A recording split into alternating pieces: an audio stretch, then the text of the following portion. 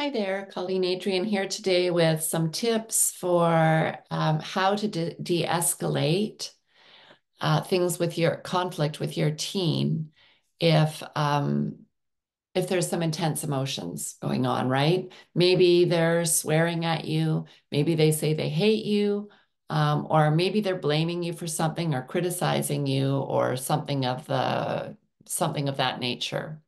Maybe it's not even totally directed at you. They're just really upset and they're sort of exploding all over the place with their emotions. So here are some tips. Um, First and foremost, skip over telling them that their behavior is inappropriate or that they shouldn't talk to you that way or that they need to speak to you with respect. They probably know that. And if they could control it in that moment, they probably would. Or if they're directing it at you and they're angry with you, they might even ramp it up a little bit if they know that they're getting under your skin, right? So the main point here is that when they're dysregulated and they're having those intense emotions that they, like most people, including ourselves, probably aren't going to be willing to hear that, and it's probably just going to escalate things more. So I'm not saying that it's okay for them to speak like that. I'm saying that it's not your first step. And they probably already know that. And what they really need if they're out of control is your support. So that's number one. Number two, validate their feelings. Okay. I know you're upset, or I know you're angry, or I see that you're upset, or whatever seems appropriate in the moment. It sounds like you're feeling really unfairly treated. It sounds like, you're really angry with your friend, whatever it is that is appropriate in that moment, and saying it with some empathy, both in your voice and in your eyes, right? Some softness, maybe looking into their eyes, so just letting them know that you really are empathizing with them for that difficult state of being, because it really is, right? It never feels good in our bodies when we lose control. It feels terrible. Um, Instead of giving them for an option for what to do, like I suggest with younger children, like, can you please? Know that they're probably in fight, flight, or maybe they're even in a bit of a freeze response, and know that they need support to regulate. And I would suggest saying something more along the lines of, I wonder what might help you feel better, right? Or is there anything that you can think of that might help you to feel better? Or is there anything I can do to support you, right? Those are things that might get them to transition a little bit from being in that really emotional place with the limbic brain activated back to having a little bit more activation or curiosity in their cognitive or rational brain about, I wonder if there really is anything that I need, or I wonder if there really is anything that would help me to feel better in this moment, right?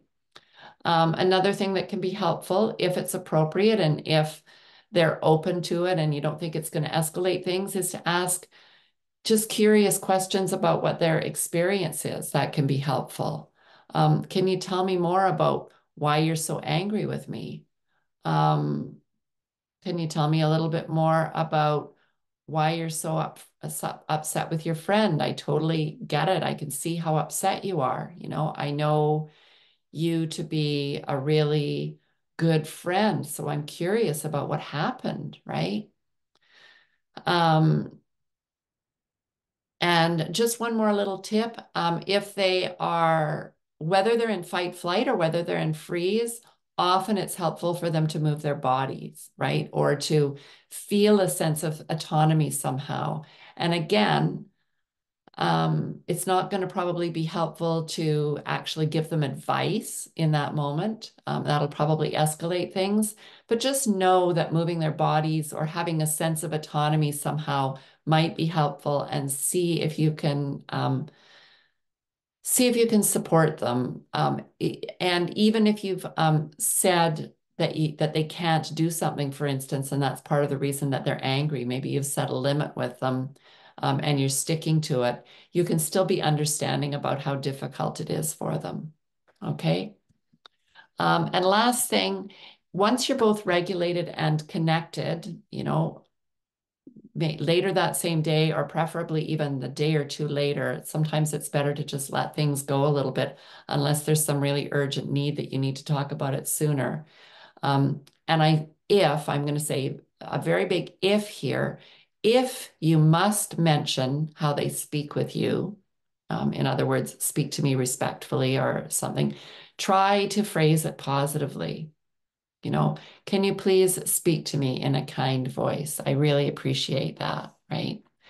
And it can help here to be honest about all the humanness that we all have in this request. In other words, we all raise our voices sometimes. We all say unreasonable things sometimes when we're angry, right? So your request might sound something like this. Can you please speak to me in a kind voice when possible? I know we all slip up on that sometimes, myself included. I get it. And I'm still asking you to do your best, right? Knowing that we all slip sometimes. Your honesty and your understanding will go a long ways towards supporting your connected relationship with your teen and to helping them regulate themselves well enough to make better decisions for themselves in the future. Okay, so I hope that's helpful. If you have questions or comments, pop them in down below. Thanks for listening.